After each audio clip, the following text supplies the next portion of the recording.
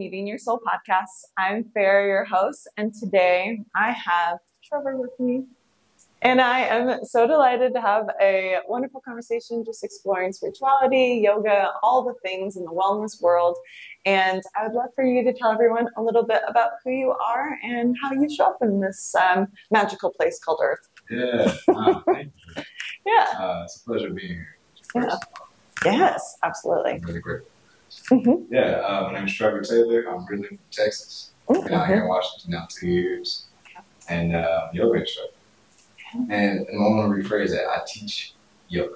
And I say that because there's sometimes a stigma about being a yoga teacher. And then when people come to my classes, they realize the same person you have an interaction with on the street is the same person who would guide you through practice. I don't switch it up. Yeah. I'm going to stay myself the whole part. I am Trevor who teaches yoga. Yeah. You're like, I don't change my personality or who I am when I walk into the room or walk into the studio. Yeah.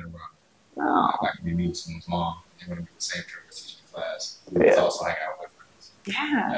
Yeah. So as it should be, though, right? That's the aim. You know, always shooting for that. Value of just being yourself, like no matter where you are. Yeah. So even online, that's where I've gained a lot more popularity after moving out here to Washington. I started to just dive more into that content creation. I came out here, I had like 2,000 followers. I was a former high school teacher, high school coach. I saw that. I lived a really humble life, hanging out. Yeah. And then I moved out here and started to pick up some traction and realized that I could show up in a way to support and encourage others to just take care of themselves. Yeah. Whatever that looked like. Because, I mean, we know individually what we need better than anyone else does. Truly. So we can't expect everyone else to give us the answers. But if I can just, share what I've picked up along my own journey of self-love, I found like this pattern of things I could keep offering. And I found how yoga was what really was the driving force behind a lot of my transformation. So I said, okay, well, let me just share more yoga content. And before I knew it, that picked up into a lot more popularity on Instagram. And I started to really lean towards that, realizing that is what I was passionate about. That is what I am passionate about. And that has now allowed me the opportunities to teach large groups of 300-400 people, teach at the studio and be yoga twice a week, and build this strong community of people who are maybe beginners in yoga or experienced practitioners and teachers. And so we just find that we're all looking for the same thing pretty much, which is how can we be happy, healthy, and heal ourselves rather than having to rely on anything outside of ourselves. Oh, I love that. Like a little quick summary of what I'm at. I'm just helping heal people from like start to finish. Well, but then I think it sounds like it started with really your own journey within yourself to be able to gain a deeper understanding of like what fuels you, what you're passionate about, and how you were actually personally healing and sharing those tools with others. Like, not fishing for someone, but teaching them how to fish for themselves. That's my thing, right? I love that. Yeah. As a teacher, when I was teaching in high school, I found that I oftentimes had students who just wanted me to give them the fish, give them the answers, right? And one thing I prided myself on as an English teacher was like, I don't have your answer. I'm just here to show you how to formulate your answer. I like that. So then I would guide 14-year-old kids into like learning how to really just get their message across in a way that others might be able to receive. And then I found, okay, well, if you can find this answer for yourself and then maybe articulate it for someone else to understand, how can I do this in other realms? Yeah. And that's where I'm at now. Well, and like it's sharing a story, sharing your message, and like how can you kind of shift and mold that in order for it to be palatable to as many people as possible.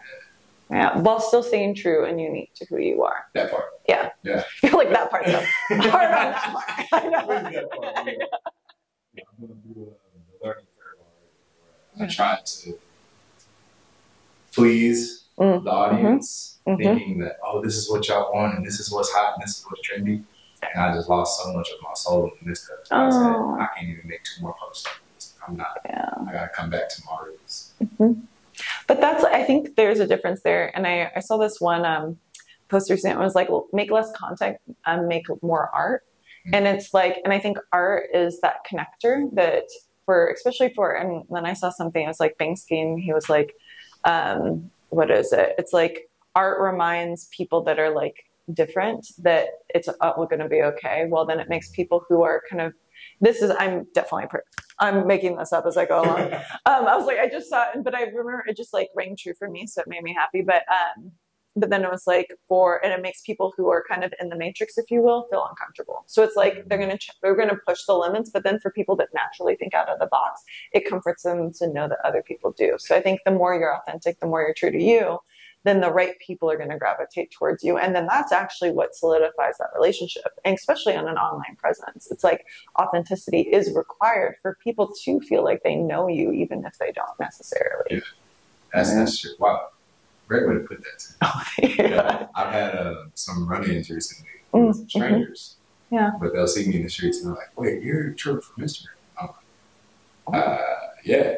And like, then they will give me this kind of like life story spiel about how, I've changed their lives or I've impacted them in what I felt was a subtle way, but the way they shared that message, I could tell was something really valuable to them.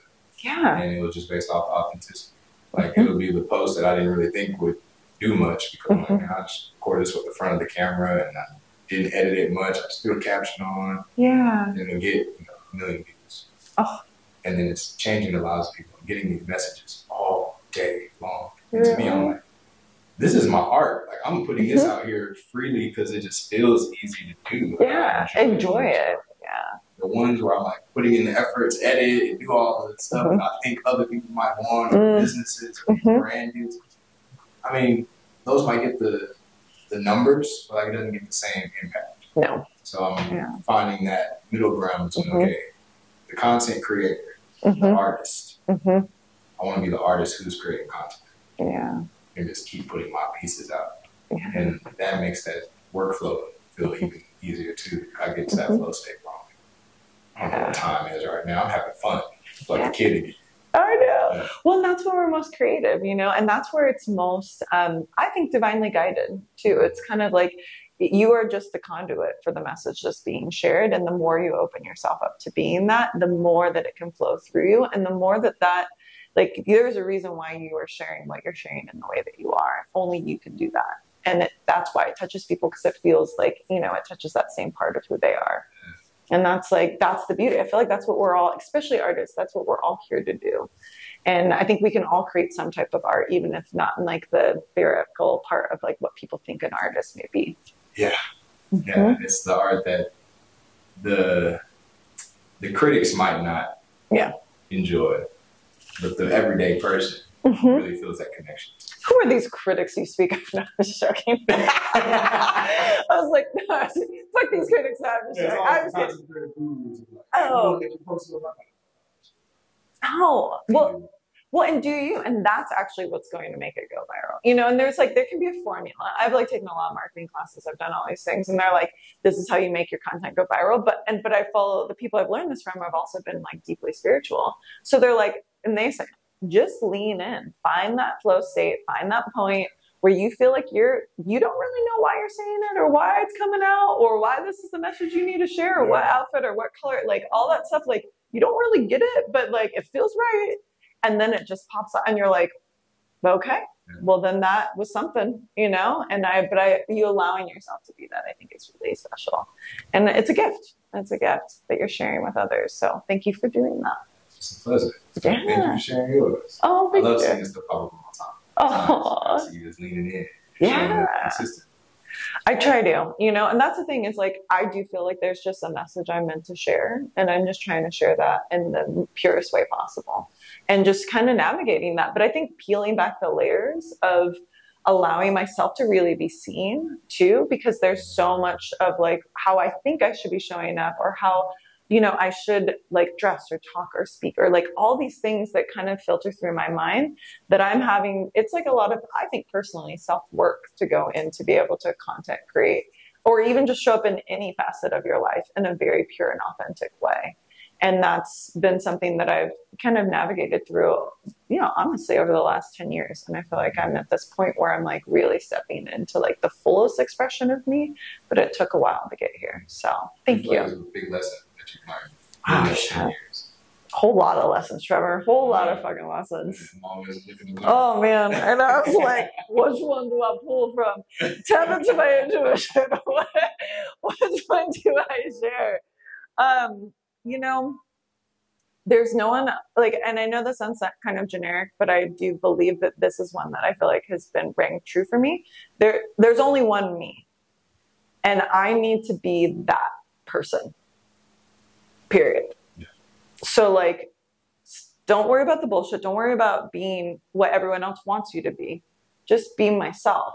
And that is going to resonate. That's going to like, even, and I do this so much, just face to face, like when you meet someone, you know, and like looking at them, seeing them, feeling them, being there with them. I do have like, one of my gifts is I'm very empathetic. So like I can feel, and I've like been with people and they've been like extreme trauma situations, and I've been able to hold space for them and make them feel safe and seen and not like accepted, even when they're in the midst of maybe one of the worst things that's ever happened to them. And when I'm like that, when I do that, then I know that I think that that's a part of the reason why I'm on this earth. Because, you know, when my first volunteer gig out of college, while I was in college, was at domestic violence and sexual assault services. So I'm literally with domestic violence victims, or I used to go to hospitals while girls were going through their rape exams and being there for them. And then my first job out of college was suicide prevention. So being there while people were considering suicide. So like all of like, I don't know if the average person necessarily wants to jump into those conversations, you know, but for me, it felt right. And I felt like I could be there for them in a way that it's just hard, I think, for a lot of people to be there. But it's to be seen without even an ounce of judgment, you know, like this is not your fault. You did nothing to deserve this. We're here and we're going to make it through to the other side. Yeah. And I got you. You know, and like so I would say, but that is me leaning into being me, you know. Did I necessarily like, was that the most like, you know, was that on the career sheet of like what things you could do, you know, like was that like and I always like just leaned in and was like, okay, what do I need to do? How do I need to show up? What are my gifts? And I think that that's such a like, it's a beautiful thing, and it's a profound thing once you tap into that and then you drive that home, like just like you're talking about with yoga. It's like, this was easy for me. It wasn't easy, but it was easeful. Like I wanted to do it. I felt pulled to do it. It felt natural. And I was getting a positive response because of it. And it wasn't probably instant. It probably took a little bit of time, right? Definitely. Yeah. But then you saw the effects, and even now you're seeing people coming up to you and the impact that you're making in their lives. Like that's like living your truth. That's living your dharma. Or at least that's what I envisioned it to be. So that's good. That aligns with I'm reading this book, Mastery by Robert Greene. Mm-hmm. And he mentioned something, I think maybe like the first 1 or 2 chapters, about how your genetic code has never been on this earth before. It's never been duplicated, right? Yeah. It never will be. Even for twins? Sorry, this is just, this is me like, what is twins? I was reading it, I was like, okay, you're not the only one. Yeah. Distinctions.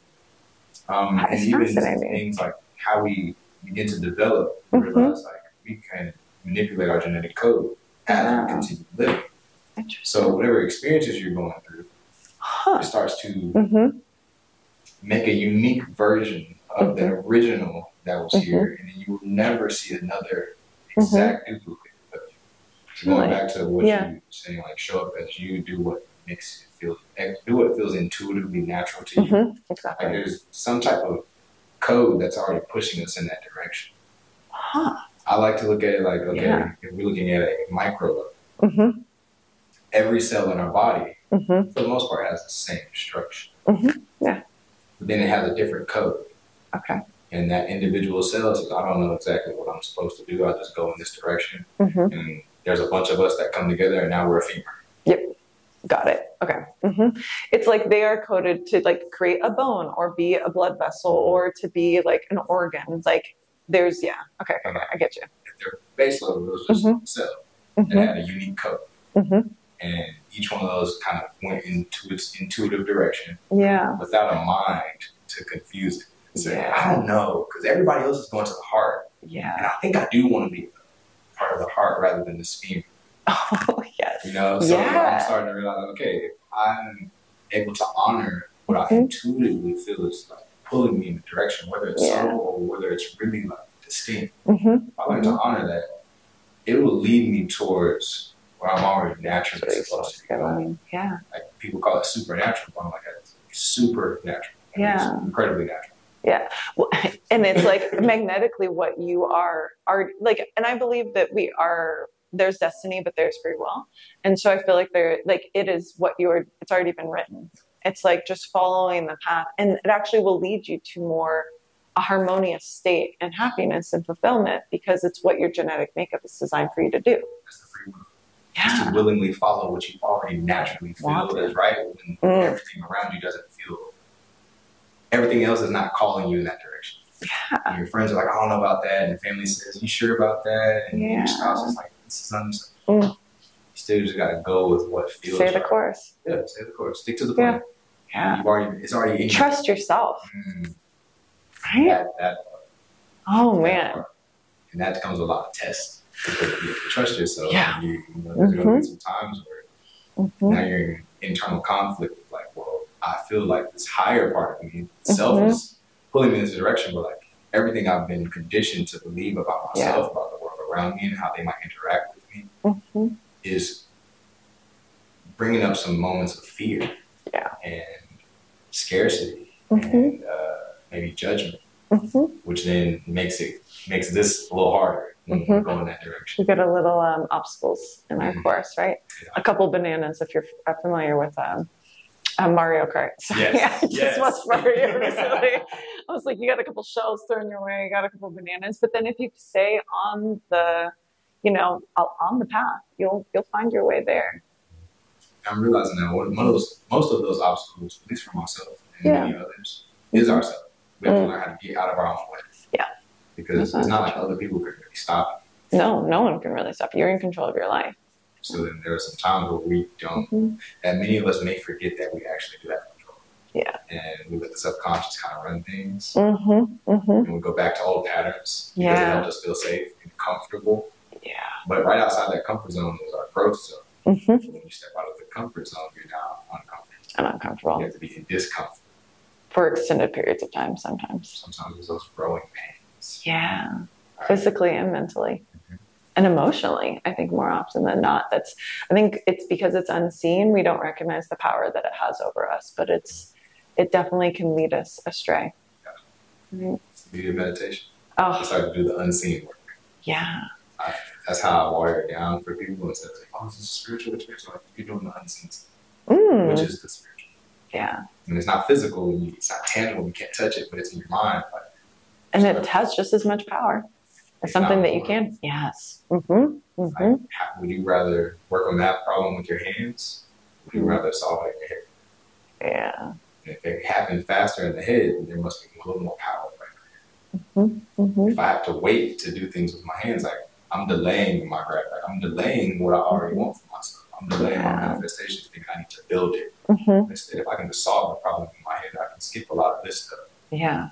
And simplify it in general and make it less complicated. That's the aim. Like how can we bring more ease? And that means we have to get out of our own way. Because we are the ones that cause those obstacles. Yeah. We are the obstacle on our own journey. Man. And then it's like, I think meditation allows us the space and the opportunity to be able to pause, to be able to take a step back and to almost allow a little bit more, to go into that flow state, maybe even to access what we already know to be true without talking ourselves out of it in the first place. How long have you been meditating for? A formal meditation, or however you've perceived it, or like it's appeared in your life?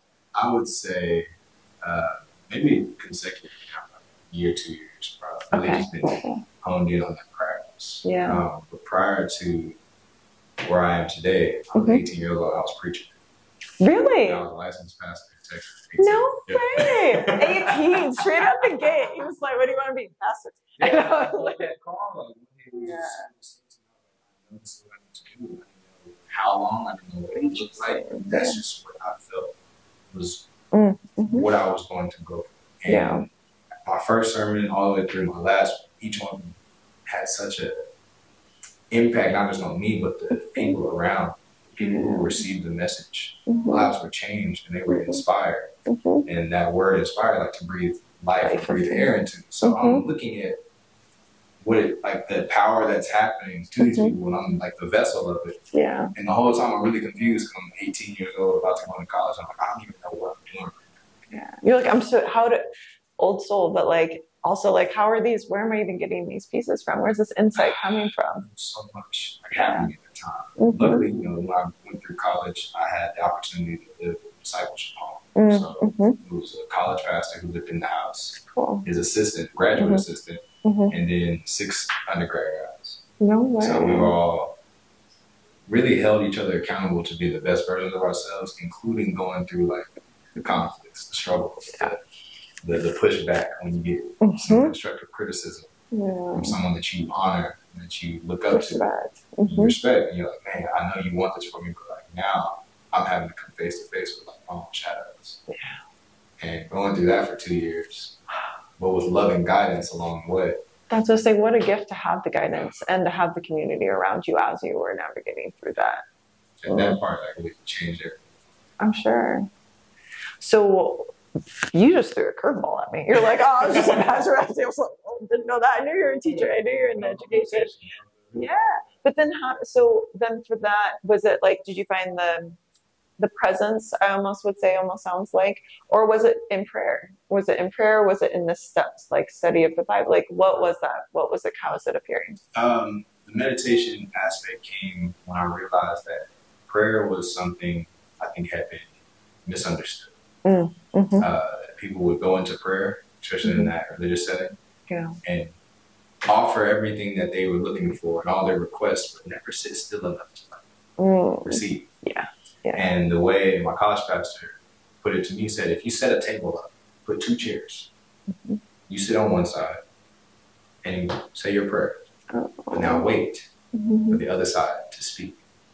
So you sit in that silence. And that almost just made me cry. I was like a total sap. I was like, it is like 2 chairs, but yes. So for a college student, it was helpful to like make the 10 space for us. I have a small table with 2 chairs. I'm going to sit here, write out my prayers. And then I might even say my prayers out loud and read them so I hear them.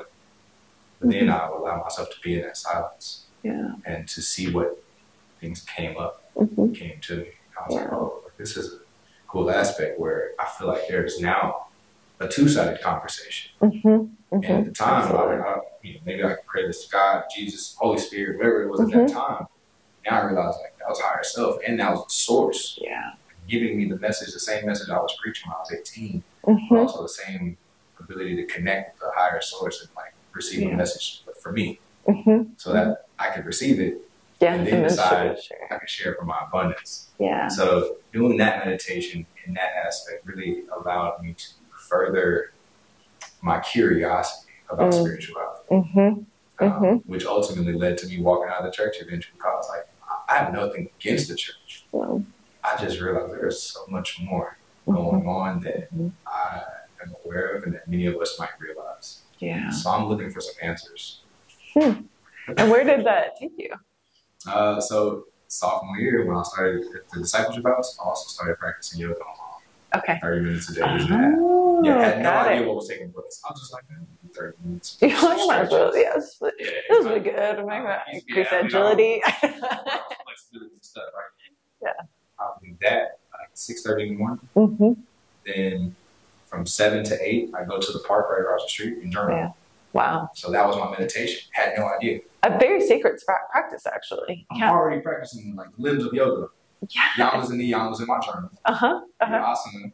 While I was doing that on the mat for 30 minutes, and I go outside, and now I'm in my meditative state. Had no idea what I was doing. I'm underneath these trees. It's bright. It's like still dark outside. So it's quiet. It's silent. Had no idea. All I was really doing at that time was like following the blueprint that I felt like Jesus had put up. You just go out to the wilderness and pray. So I was like, cool, same. You're like, I got you. I can do that. I can do that. That's easy. I'm about to the wilderness and pray after I move my body. Had no idea what was really taking place. Now, 9 years later, I'm like, now I get it. I see. I see what was doing. Like, but I was kind of doing that Mm. and unaware of what I was doing. But then you were following almost those little strings, right? Yep. Like you were like intuitively pulled in a direction and you're like, okay, this is naturally where what I want to do, what I feel like is right to do. So I'm just going to make it a priority. I'm just going to keep doing it. And like, and then, but I'm sure you saw, not that it was for the reward, but the fruits of your labor. Like I'm sure you were feeling, more at peace, more like a deeper understanding of yourself. You're obviously having a positive reaction from the sermons and everything that you're sharing with other people. So you've been sharing messages. This is not new. This is not new by any means. Not at all. Yeah. I'm doing it in a new capacity. It just looks different. It's more intentional. Yeah. Yeah. All throughout, like growing up, I've always kind of been the leader and had something to share and had an empowering message as a kid, but did it with like a smile and do it with laughter and joy. And at one point I thought I didn't have to do it like that. I had to do another way, but that didn't feel right. I went back to what feels authentic. Yeah. Before I knew it, it just continued to grow and strengthen. Now I'm on the mat teaching these classes, but I'm also preaching the message the entire time. Exactly. People are exposed to everything. I thought this was supposed to be physical. I'm like, that's a layer. No. Well, and I think that that's the difference. And I love that you brought this up when we first started chatting, is that there's a difference between a yoga instructor and a yoga teacher. And I think an instructor guides you through the postures, while a teacher teaches you about the postures and the deeper connection, the other limbs of yoga outside of the asana. Because the purpose is to yoga. We're trying to connect mind and heart. And that just doesn't come through the body. It's an aid, it's a tool, but it's not all of it. Yeah. It sounds like yoga and all of these things really have been a tool to be able to aid you on the path of self-discovery. Yeah. And I'm curious, like, how has that continued to evolve over the last 10 years? It was, you're in college, you're praying, you're meditating, you're stretching, you're doing all your stuff. Like, what does that look like for you now? I went from journaling in college, and that was a place for me to get thoughts out from a non-judgmental standpoint. That evolved into becoming more self-aware as a teacher. As soon as I graduated from college, I went straight back home to teach at the same high school I graduated from. Oh, wow. Yeah. No way. So it was fun because I was able to go back into a place I was really familiar with and teach to those who are from the same exact area, going through similar situations. Yeah. Being like my friends' little siblings and cousins and neighbors. So having that immediate reflection of self in the students, I was like, okay, if I can take care of myself, I can take better care of them. Yeah. Started going to therapy as I was teaching. More opportunities for self-awareness. Yeah. All of these things compiled with just a consistent practice of yoga, the asanas. Wow. And this constant understanding of what is this book trying to teach me? What are my experiences teaching me? And what is it that I'm aware of myself while I'm in the midst of these experiences? Like almost from a more of a curious perspective, though, point of view. The whole journey has just been a lot of just curiosity. And in order to be curious, I realized I had to drop judgment. Because my judgment would tell me that I know something, and my curiosity was like, I don't know anything. Yeah. And the more I approached life with a childlike curiosity about not just the world around me, but the space within myself. That's what I love. Yeah. Sorry, you said that. That rang true. Yeah. Inner space. Yeah. Instead of just focusing on the outer space, is what allowed me to really be curious about the depths of who I am as a being. Realizing that, okay, my physical body is my body, but that's not me. In my mind, I can study that, so that's obviously not me. So what else can I study about who I am? And once I moved out here 2 years ago and started going to yoga school at 8 Limbs. That was an 8-month program. Yeah, I love 8 Limbs too. They allowed me to understand more of there is an approach to self-study. It's called Yaya. Right? Yeah. There's an approach to this. There's already an ancient plan set in place for people who have been doing this for 7,000 years. Yeah. I didn't know that. I just knew of yoga as shapes and poses. And I hadn't been in a part of the studio, never really had a membership. Everything was just at home. Having that time to be amongst experienced practitioners who've been doing this since the 80s. Yeah. They're opening my eyes to not just being curious, but having curiosity with a plan. Like, hey, I'm really curious about how this plan impacts me. Yeah. So let me dive into the 8 limbs and go on this path, this journey. What can I learn from these people? And then as a result, I began to learn more and more about myself. The subtleties is really like a big part of this growth zone that I'm in. Is not allowing the alarms to grab my attention. Yeah. Can I be aware of even the most subtle things, like the change in my breath, the tenseness in my face or my hands? Yeah. And what do those typically indicate? And as I've studied these small things, stress, right? Like, and if I notice that I get a little excited, like, well, what caused that? Can I be aware of it at that moment rather than in retrospect? It's nice to see it in hindsight, 2020, but if you can catch it at that moment, and kind of ride the wave of that curiosity, like, all right, well, let's see what happens in life. Leaning in, almost stepping back and observing what's coming up. That's the fun thing, is to be the observer.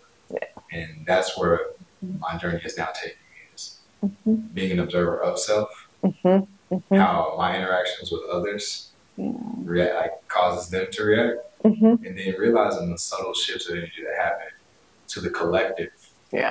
So I can also study a little bit more of how I'm also intertwined, how I'm also unified with everybody else. We're all unified.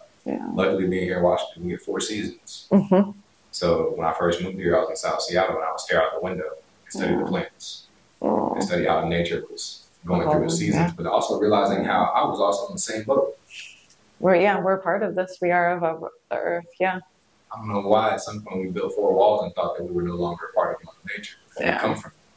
So if we can learn what's going on in Mother Nature, in the collective, we can also learn a little bit more about what's going on in the individual.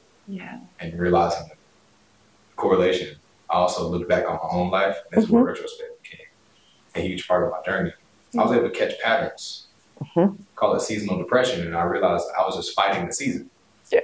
Like a season of my life was calling me to slow down, and I thought, I need to speed up. I need to keep up what I was doing in the summer. So the plants don't try to do that. The plants know when to drop leaves. And to kind of go into hibernation mode, right? To die a little bit, even. To cleanse. Heal dormant. Release what's no longer serving. So that when the new season comes out, I welcome all that stuff. I learned that from the plants that I had indoors and the ones I was studying outdoors. The whole time I'm studying myself. And I'm also studying other people. My interest in psychology and sociology really helped me like have more of a foundation of how to study people. But it was open. It was just really my curiosity about my own experience, the experiences of others, and how we were impacting one another. And the correlations amongst all of it, right? So much overlap. So much overlap. And that we're not alone. That's not just you. Like we're all in this together. And it's like, how can you support? How can you be there? How can you almost share your story and what's coming up for you as a way to connect deeper with other people? Because you're aware of this, you're studying this. This is a part of like your ritual, like what's important to you, but not everyone, people might be feeling it, but might not be able to express it or understand it on the same level because of their awareness just might not be as high. But it doesn't come up overnight. Like everyone's in different cycles and different stages of their own self-discovery. And so meeting people where they are, I think is really important too. But it sounds like it's become almost like an art form to you at this point.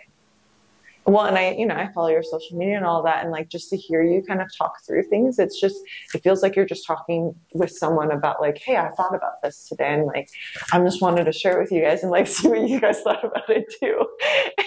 And it's like it makes it playful, it makes it fun, it makes it accessible, because then it's like it doesn't have to be this esoteric like monk sitting on top of a mountain. It's like, no, I'm just like living my life. We're all living this experience. So like, how can we as a collective support one another a little bit more? But it's been, what would you say is like, it's been one of those subtleties that has kind of, I don't know why this, but like not smacked you in the face, but it's been like like a wake up call, if you will. Or even a pattern or like a programming that you may have like learned or recognized over time. Yeah. One thing that I have recently uncovered with my therapist was we were talking about the polyvagal theory. I'm not familiar with it, actually. Okay, so I'm jumping into that in a few. Yeah. One thing I was really accustomed to was disassociating from discomfort. And that was a coping mechanism. That was a defense strategy that I had as a kid, and it helped me. Yeah. So obviously, if it helped, I'm going to lean towards it more and more. But I realized that what helped 12-year-old me is not going to help today's version. I had to be aware of those patterns when I realized, like, oh, rather than jumping into disassociation or what we would call a freeze state, I had to learn to sit in that fight or flight, the discomfort, so I can go back to social engagement, which is my joy and enthusiasm. So that's the polyvagal theory. Yeah. Is you're at the baseline and your social engagement. Above that is fight or flight, which is still a I can do mentality. Like I can do something about this. If I feel fear, I can do something. If I'm irritated or angry or frustrated, I can do something. I can take action. Yeah. When you go into that free state, then there's a lot of I can't. I can't do anything. It's like paralyzing almost. I used to go to that because it was to numb myself.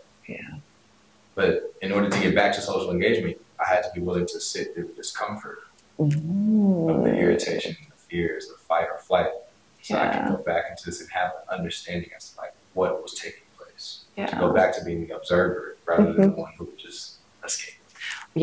Or even react. It's like, how do I stay in it without disassociating, but not necessarily participating? That was my, and I was so good at not participating in order to keep the peace amongst everyone else. I was a people pleaser. Yeah, me too. That's what made it easier to just disassociate. But now I'm like, well, I know I'm not going to be reactive. So can I just again be the observer rather than feel neutral? I want to get out of this. So one of my subtleties that I picked up on is the breathing. I was going to ask what tools do you use for this?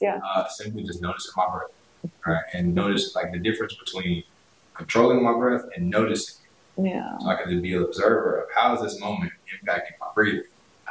If I realize like, oh, my breath is a little short, it's just in my chest. I'm not going to control it. I'm not going to change it. I just want to keep watching. So that way, next time I breathe like this, I have a better understanding as to what's taking place. And then once I've noticed it, I take some time to take control. If I can control my breath, I can control my nervous system. If I can control my nervous system, I can control my experience as a whole, my body, my mind, I love that. my decision making. And there, I can control my life. A lot of us want to control our lives, but haven't even gotten to controlling our breath. So then we're trying to control everything on the external. Which we don't actually have control over. And then what we do have control over is ourselves. So if the breath is the subtlety, right? That's pranayama. That's how we bring life force energy into the body. I want to be mindful of how I'm inviting life force if I am. If I'm not, then I can understand why there's so much tension, this discomfort, because there's a lack of life, there's a lack of breath, there's a lack of vitality. And it sends us into the state of fight or flight. If we're holding our breath, it actually triggers your body and your nervous system to say you're in danger. But in our minds, we are perceiving that we are in danger. So it's like being able to take a step back and just be able to soothe it a little bit. Self-soothing, essentially, right? Even in the moments where things might be feeling a little chaotic. Wow. How's it been going so far? It's beautiful. Really? It's beautiful. It's fun. Being in this growth mindset, it's all a game to me. I'm a child again. I'm a playful energy. So I'm like, okay, I noticed that like my body is starting to get a little tense. This is a great time to be observant. So I sink back and I'm like, all right. Ooh, there's these thoughts and that happening earlier. It was subtle, but it did impact. Like, okay, I was on my way to the therapist last week, but I had woken up and felt a little rushed. And I had something I had to submit. And then I was low on gas. I was running late. And I had a tough conversation with my partner.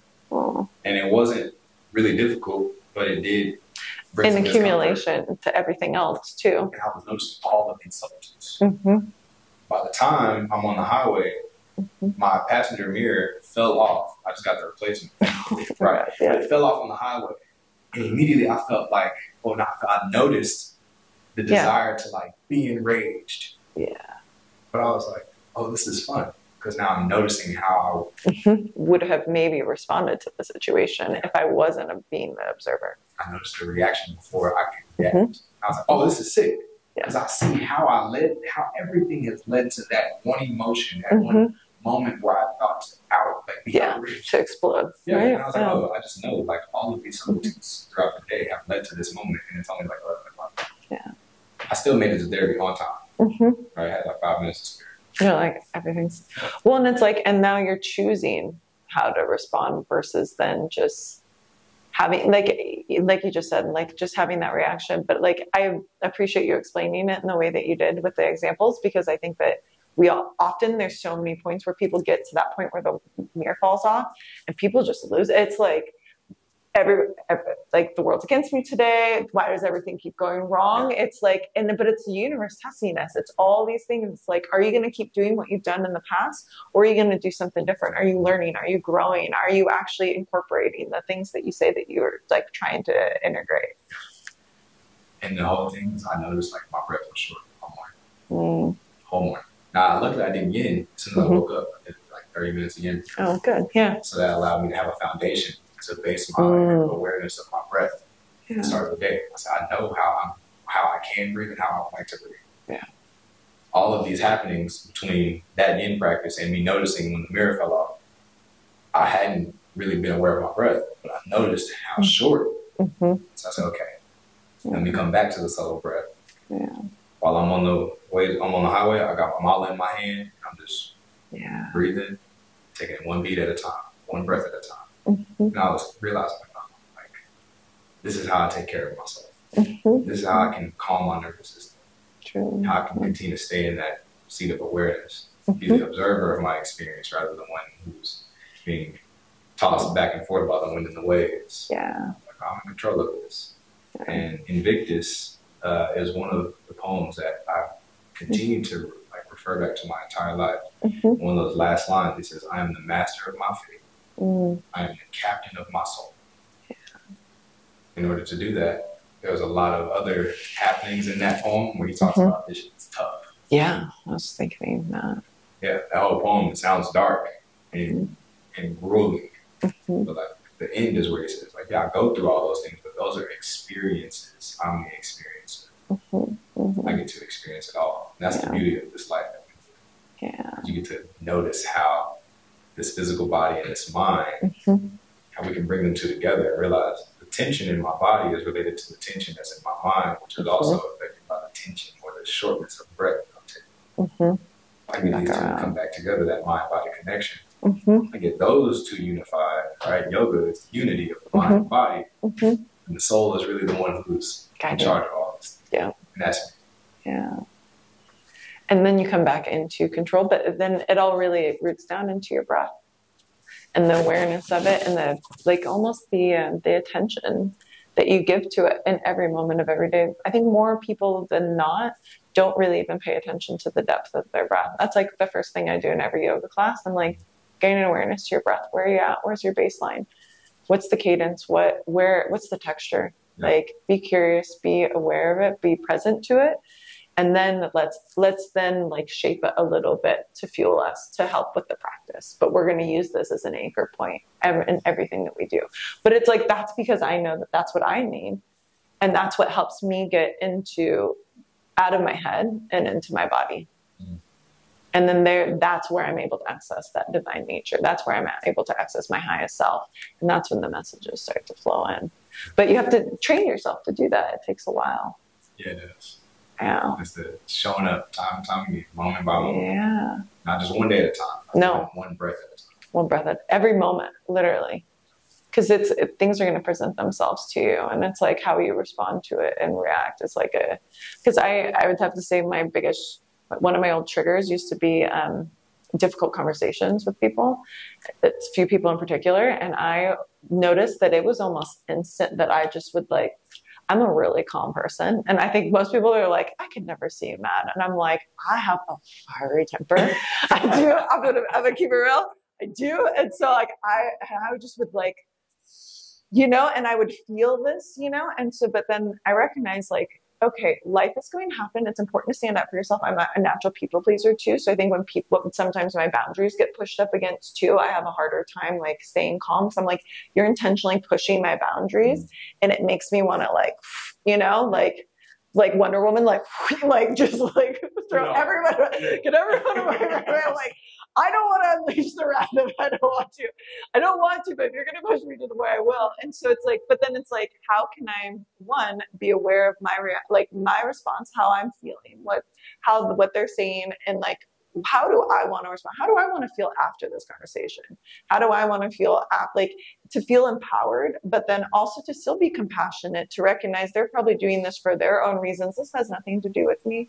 And my day, like, I don't have to let my day be ruined by it, but it's hard to like, so that was like those, like, I was always pushing up and I was like, and people are always like, my sisters know me well and they're like, oh, she's getting, I'm like, but then now I'm like, I got to go take a walk. I'm going to take a quick loop. I got to do some breathing. I'm just going to be out in fresh air. I think it'll help me. I'm going to go reset really quick.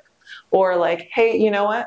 I can't really, like, this conversation's overwhelmed me a little bit. So I'm just going to have to take a break. Can I call you back in like 10 minutes just so I can like, just ground a little bit. And people are so receptive to it. And I don't know why for so long I felt like I wasn't able to do that. Like, are you able to give yourself those breaks now and like without, like, even just within everything, like you said, like you're counting the mala beads, being able to like do a mantra or something that's going to help reset you. But like, how does that continue to come up even when maybe you don't inevitably or assumingly don't have that space to necessarily do that in the moment? You know, there are times where I might not be able to take those 5 minutes, right? Or I can't go for 108 beads on the mala. Yeah. So I know I do always have like a toolbox. Like, that's why I love practical yoga. They provide so many tools. And I'm also reading a lot of books. Yeah. Because I'm seeking mentorship. Even if it's not in person, I can learn from the lessons that someone else has already presented. And they've quite intentional because they wrote a whole book about it. Truly. So they tried to cut out the fluff and make it easy for me. From there, I'm able to take some of the things I've picked up along the way and say, okay, in this case, maybe it's nice if I don't say a whole lot today. And I just honor the fact that my energy is not there. Yeah. And there are other times where I realize I might just need to take some time and just really focus on my breathing. While we're here in this space, in the discomfort, can I breathe? Like a yin practice. You might not have a lot of blocks to support you, but you're going to be there for 2 minutes in that one pose. Can you breathe through the discomfort of this moment and the moments that continue so that you can find ease in the moment? Eckhart Tolle wrote in one of his books at the end, he says, the first step in like essentially finding some peace is acceptance. Yeah. Learning just to accept what is. Yeah. Then you approach what you've learned to accept with joy. Kind of have this playful nature about it. The next step is, and the final step, enthusiasm. Taking your joy and having a plan. Yeah. So I'm like, okay. I noticed I was getting frustrated and I had some resistance to that moment. Let me learn to accept it is what it is. Now that I'm here, can I breathe within the fact that like, this is uncomfortable and I'm choosing to be in the discomfort? Yeah. Oh, now it's not as unbearable. This is kind of like, I can play around with this because I'm not caught up in the pain. Well, and see the humor in it maybe a little bit. Yeah. Because I realize like it's me. I'm the one who's like resistant to all of this. Like, why would I fight what's happening in front of me? I can't control that anymore. No. Then I say, okay, well now what do I want to do with this? Because the kid realizes, oh, this rock is cool. Like this rock can also be a tool. Yeah. And then you start seeing their whole mind start building out what this we thought was just some sort of like stupid rock. And they're like, I found some innovative way to like approach life with this new finding that runs a rock. And like, no, it's not. It's so much more. Yeah. I realized like this uncomfortable moment does not just have to be an uncomfortable moment. This can be a moment of growth for me. Yeah. So let me really like find a way to like play around and grow with this because it's fun. Yeah. And now I like enjoy the tough work with the shadows. I'm in the growth mindset. I get excited when I realize, oh, this is an opportunity for me to grow. Cool, let's grow. This is an opportunity for me to like just kind of be here, sit with these things and enjoy it. And I'm cool with that. Yeah. Well, like you said, it's like that acceptance of what is, and The Power of Now was definitely one of those books that like changed my life forever. And I remember I was like, like this moment is all we really have, and our stress is actually caused by resisting by what's going on right in front of us, or what's in front of us. So it's like, why not just like have an appreciation of it? Why not take the lesson? Why not learn? Why not lean in? Just see what it has to offer you. Because there's the reason why this experience is happening right now is because this is like, how do you know if something's supposed to happen right now? Because it's happening right now. It's like, so what do you want to do about it? It's like, but then to have some joy and like even like to lean into the idea of even just to be enthusiastic about what's going on in front of you. Like, look at it, like life can all be that if you want it to. It was designed to help you become the highest, fullest expression. So like, finding the flow, finding the little ways, the little nooks and crannies as you kind of make your way, dance to be the dance. Like, why not? What do you love to do? What brings you a lot of joy? Ooh, in this season of my life, it has been being around community, like like-minded individuals. I've spent a lot of my life pouring out, and then not feeling as if I had people who could pour back into me.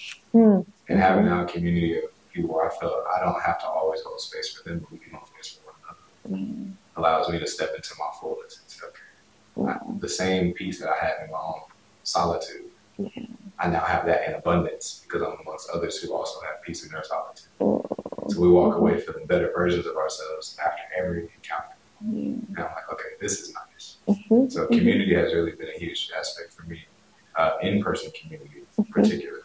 I think virtual is nice. It's a tool. It plays a part. But there's nothing that's going to replace that in-person experience. No. You get to experience someone else's energy in their aura in the same room. Exactly. You need to lift each other up. Well, and I think you get to energize one another with that, right? To be able to be in someone's presence and like to feel, especially people that are more magnetic naturally, and usually people that are more in touch with their soul and like are doing this type of work tend to be a little bit more like vivacious, if you will, in some way, or grounded, but they're giving back. They're kind of like aiding you and they inspire. So I mean, I think, do that with everyone that you're around. The first time I ever met you, I was like, I like him.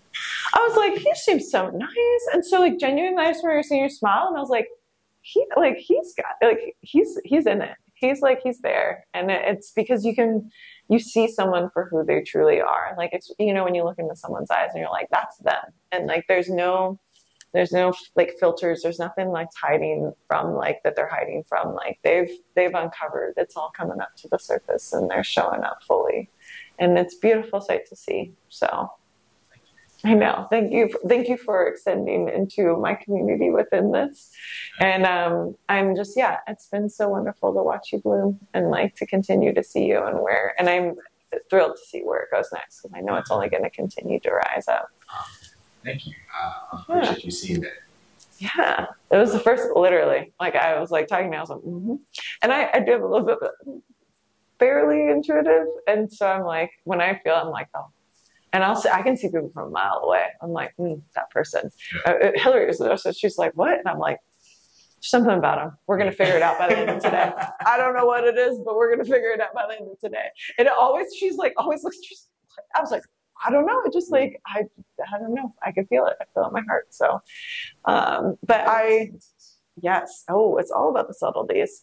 Well, and you are, I think the more awareness that you start to build, the more that you have a deeper understanding of who you are, the more that you're able to see people for who they are. You can only see someone as far as you've gone, right?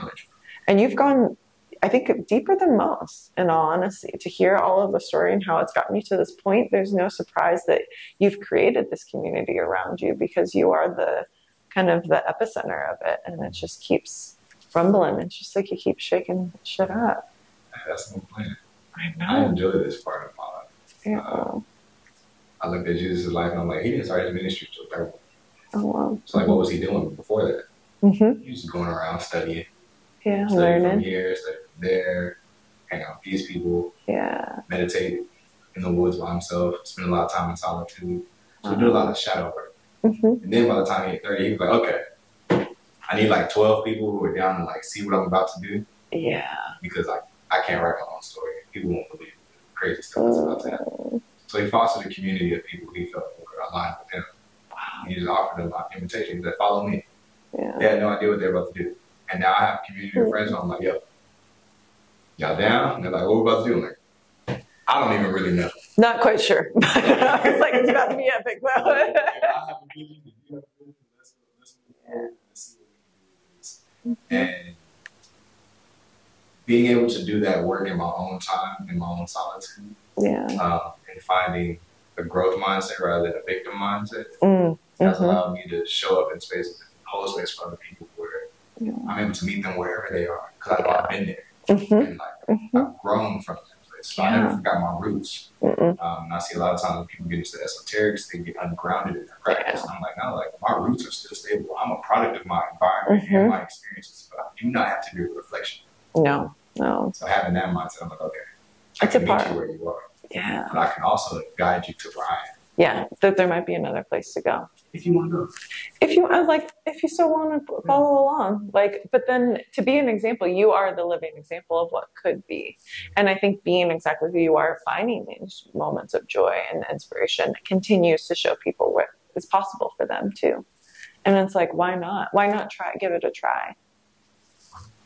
Yeah. You want to stay where you're at? I mean, I'm cool with being in comfort, but why would you want to stay in your comfort if you can grow? Well, and that's like, I think so many people are like, oh, this is your comfort zone, so it feels safe. But it's like, feeling safe doesn't necessarily mean that it's where you're supposed to be. Right? And so it's like, sometimes leaning into discomfort is required in order for you to be where you're meant to be, to arrive. No, and I think you've already created that community around you, though.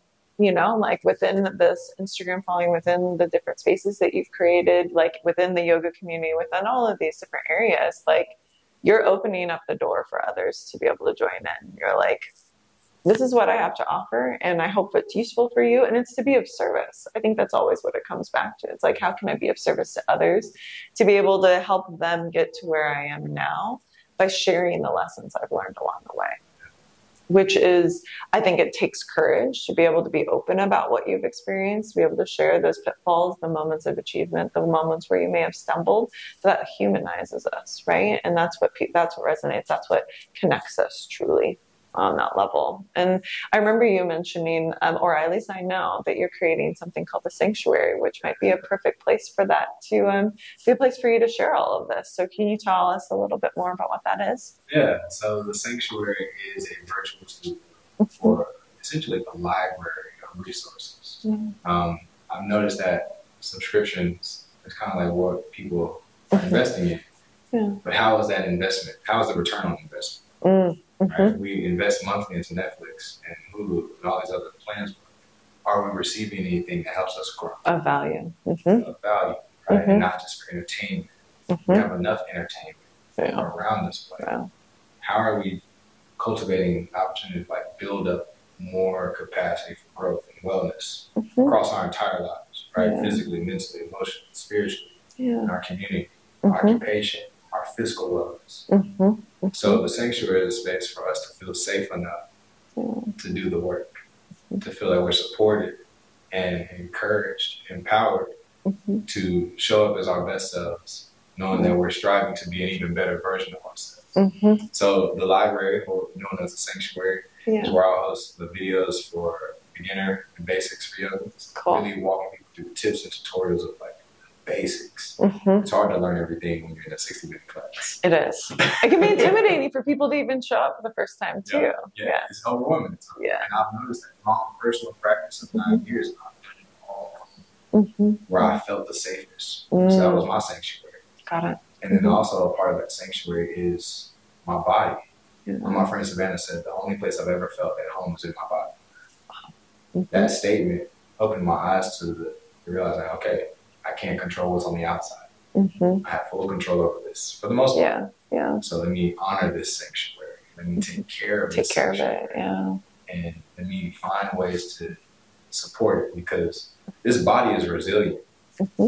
As much as we've tried to defeat it unintentionally, giving it all the junk and all the terrible things and all of the stuff that we put it through, it's still here, it's still pushing, it's thriving. Well, now let's flip the script and let's come alongside it to boost Yeah. Right. But I realized now with my following over 94,000, I have no desire to serve all of these people single-handedly. It's bigger than me. That's why I like to do the shadow work, because it's bigger than me.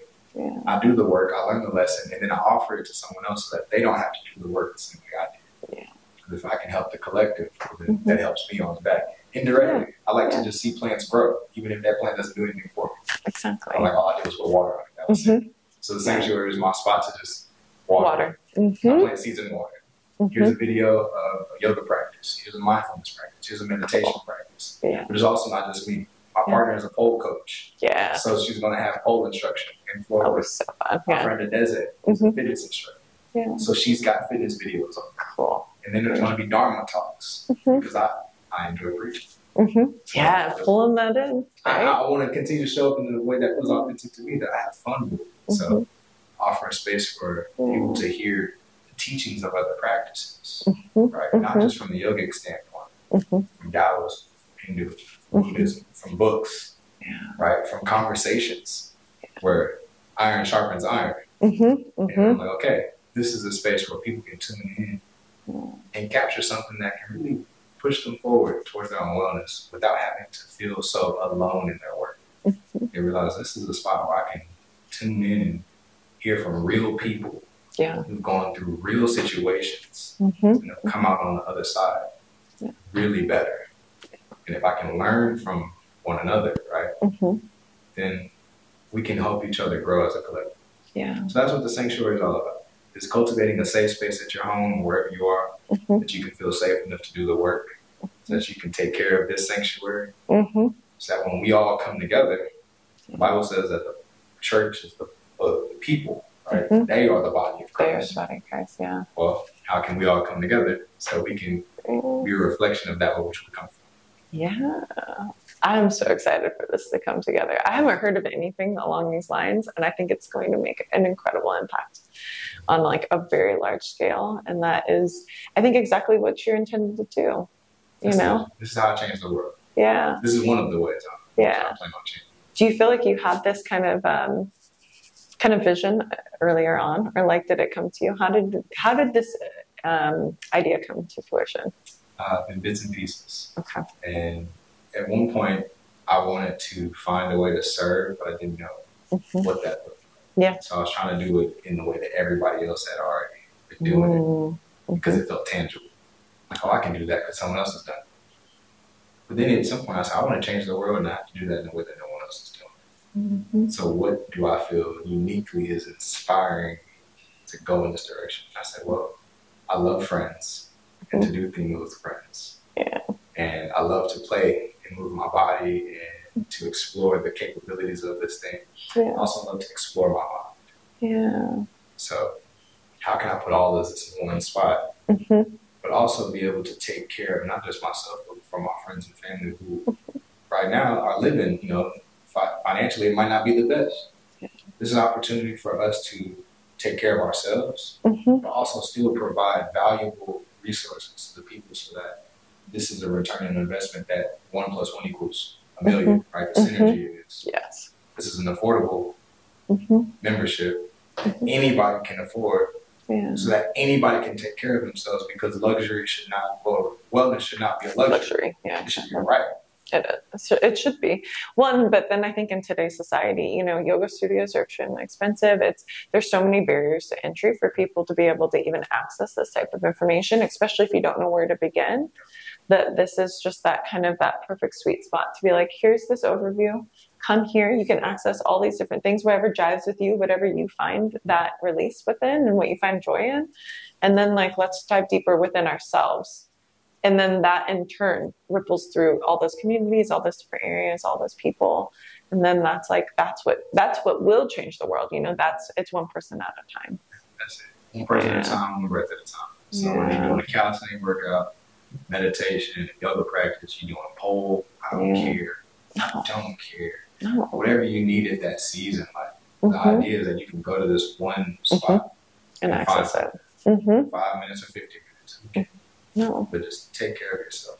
Yeah. That's my whole thing. That's what's helping me get to where I am. Yeah. learning the different tools, how to take care of myself. Yeah.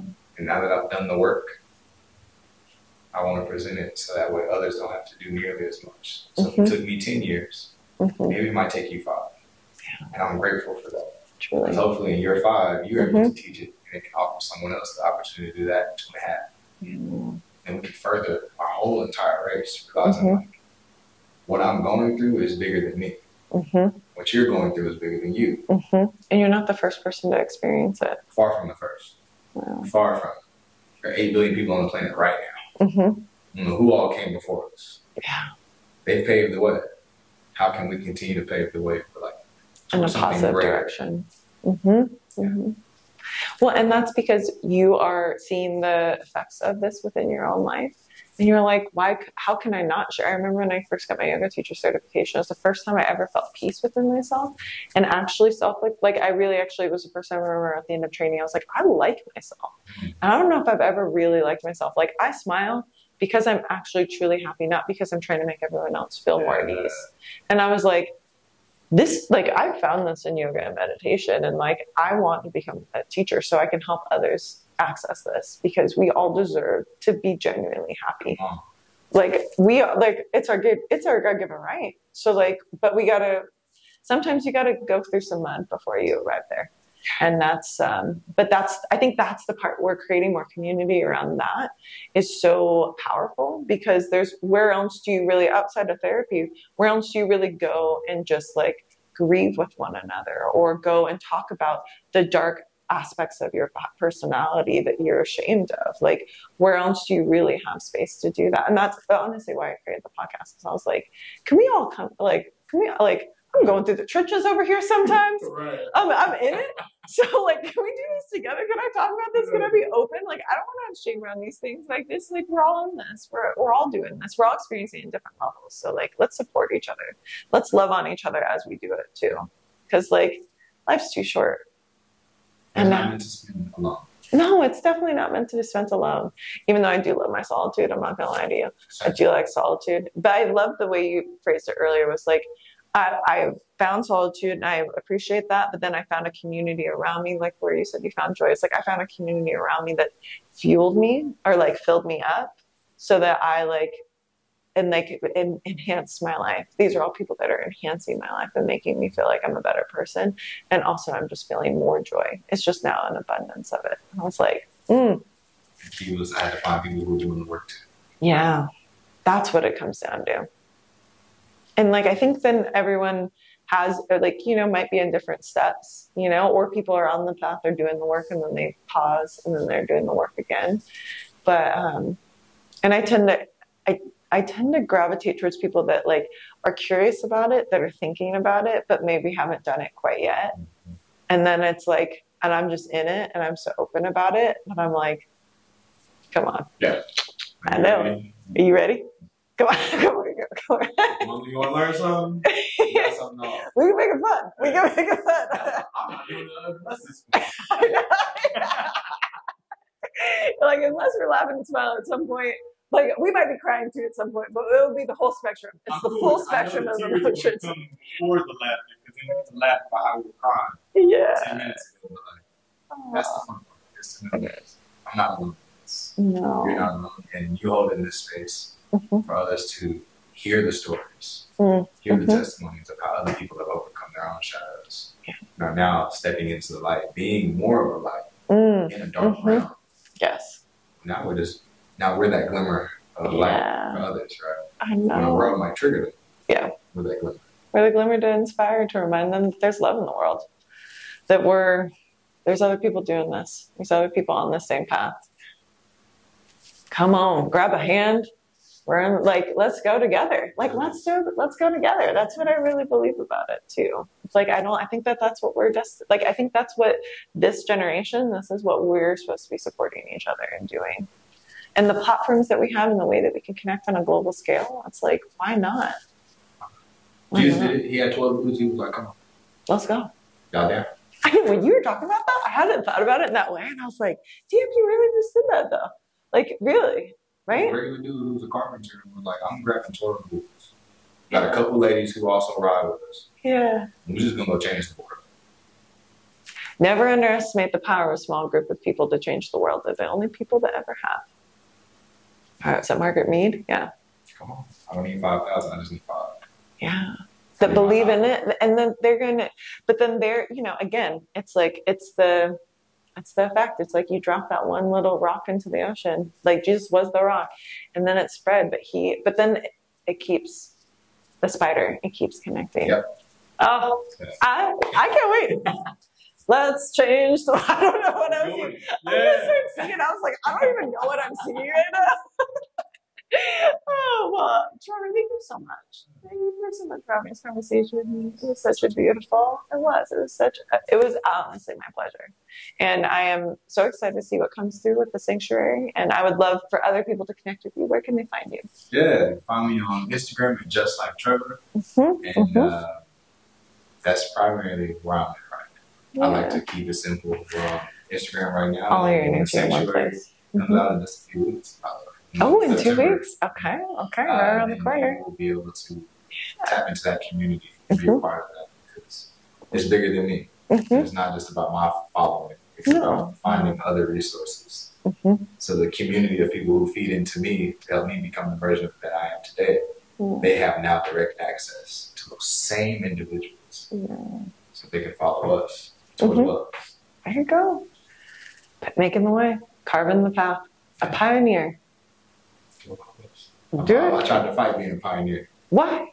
Because I was afraid. I was like, this is uncomfortable. And now I realize I'm like, this is what I'm destined to do. This is what I enjoy doing. Yeah, you're blazing a new trail for a reason. Been doing it a lot in my life. Yeah, since you were a kid, 18, pastor at 18, I'd say first things first, it was like, I don't know. I might change the word. I don't know. No one else has done this. No one else. I'm the only one.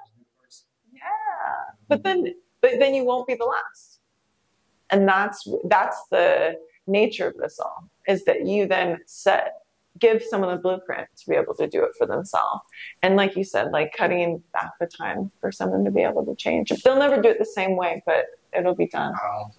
They got a unique genetic code. Yeah, they should do it their own way. They do. All right, we can keep going. We can keep going for a long time. But yes, so thank you. Thank all of you for listening in on this conversation. Follow this guy. He's also not bad to look at either, so that's not a bad idea. I don't know. I didn't mean to make it much. I was like, look, I'm going to toss it in there in case you're listening on a podcast. But yeah. Let us know if you have any questions, if you have any feedback, if you want to comment, or even just like share a nugget of insight that you acquired through the course of this hour together. Would love to hear what really popped out at you and what resonated. So comment below on YouTube. If you find me on Instagram at Ferracino, and or visit my website, coachingwithferra.com, to be able to gain more access to what else we have to share. And I'll make sure I'll definitely plug in the sanctuary when it comes out in the next couple of weeks, but follow through, check it out, see what, I'm excited to take a pole class is actually what I want. Let's do it. Come on, I'll be there with you. It would be my first one. It wouldn't be amazing? Yeah, okay. It's so, especially it's all the opposite muscles than yoga. It's such a good counter to yoga though, because it's the pole, it's so much strength too. Ooh. I know, that's what you brought. I just started doing, I did a Pilates class and I'm still sore from it. But we're having a fight against that. my leg was literally quivering. Yeah, the full reformer. It was next level. One of my friends is a teacher. She's like, you should just come. And I was like, oh, okay. I'm terrified. I'm like, but I'm like, how many people do I talk to going to yoga class? It's intimidating and all these things. So I'm like, okay, I should do this because I do this to people all the time. Yeah. So I went, but I felt really good afterwards. You feel when you do something for the first time and you just feel really strong. You're like, I did that shit, it was I stumbled a little bit. We were definitely shaking. She looked at me. She was like, you feeling it? I was like, I'm breathing right now, so I can't actually speak words, but you obviously what's happening here. You see me. But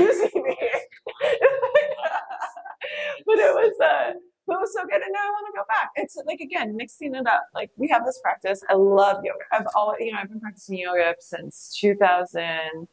was it, 7? I think was when I first like really got into it and like started regularly going to class. So like it's been a part of my life for so long. I can't imagine my life without it. And I don't imagine that I ever will. Actually, while I was pregnant, I couldn't practice.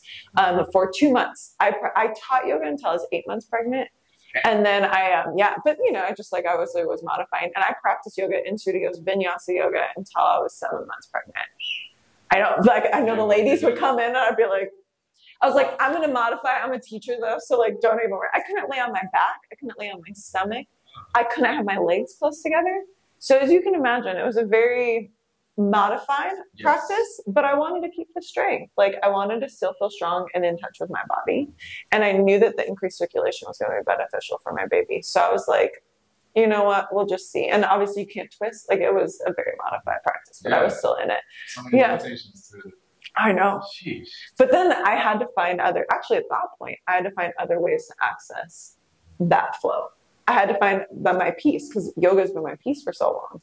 I was like, what do I do now? So I like kept going to classes because that's where I was like seeking it. And I was like, so I really drilled into my meditation practice. It became longer, a little bit more sensitive, longer holds, because I was like, okay, I got to drop in. If this is the way I'm going to drop in, it just might take a little bit longer, but I can get there.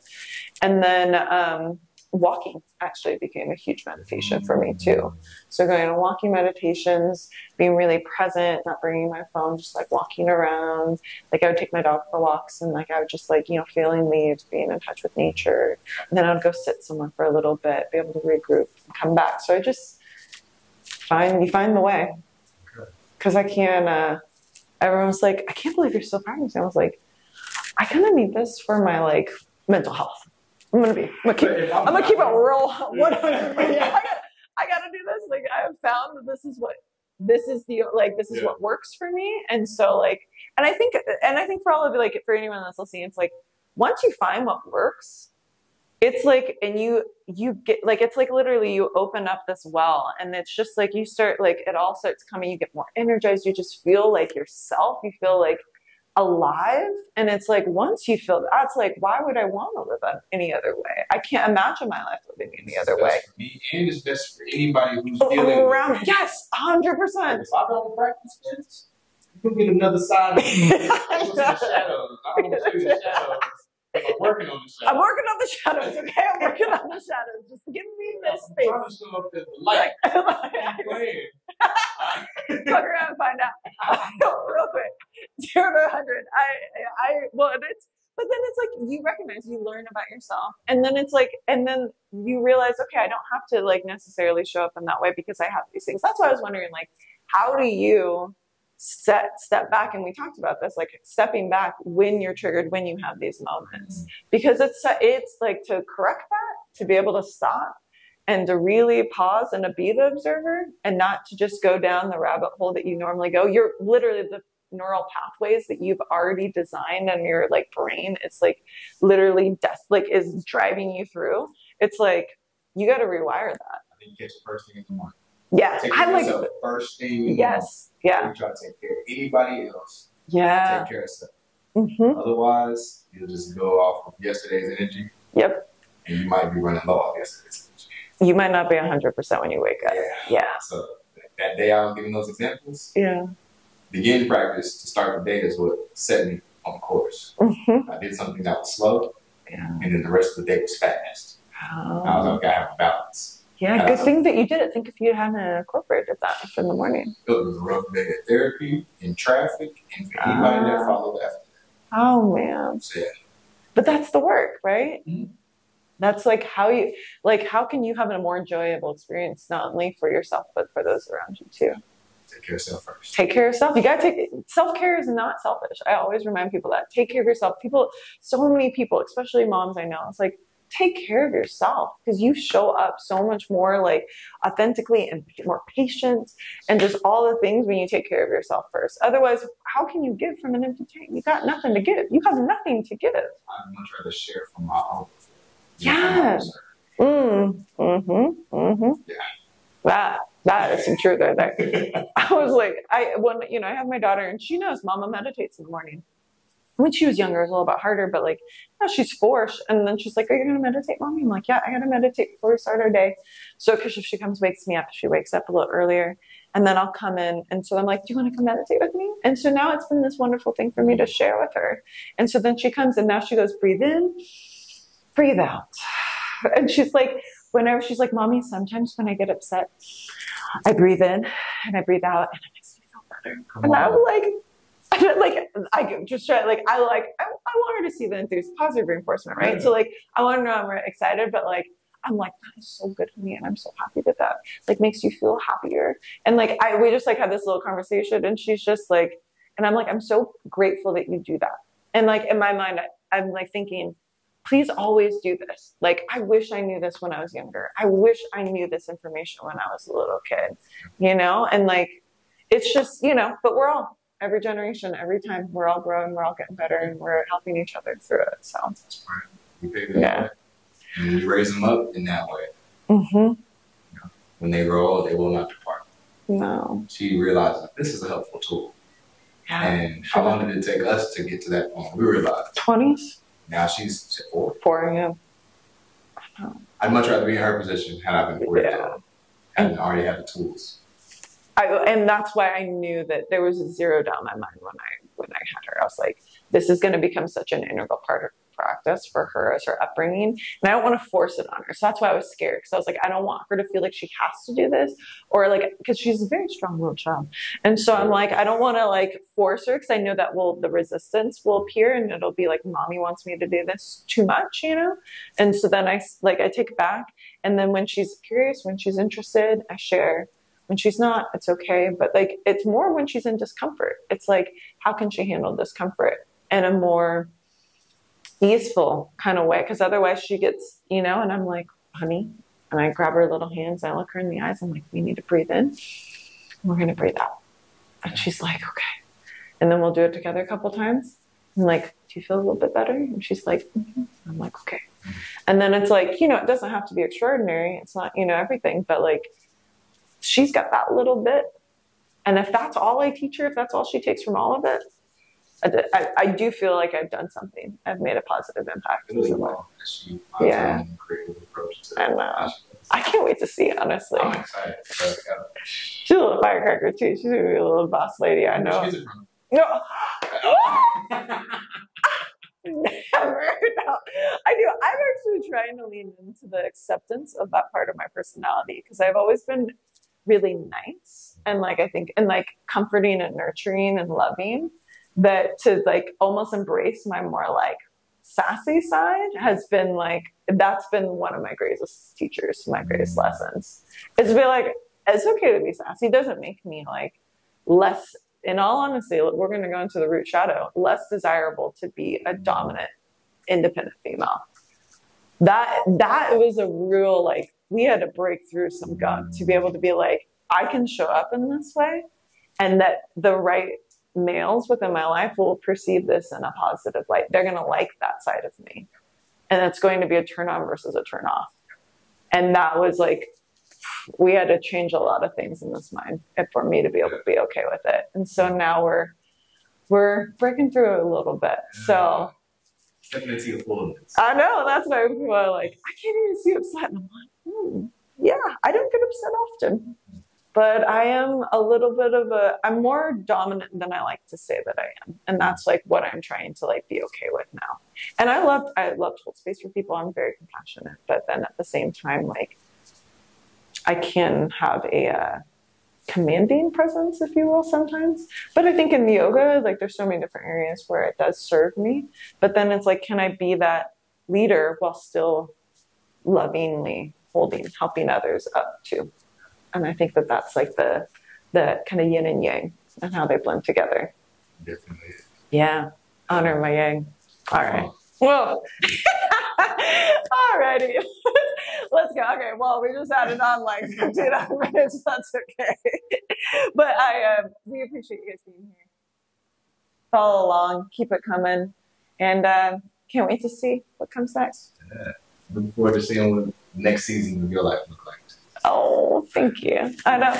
Thanks, everyone. Hey. I love you.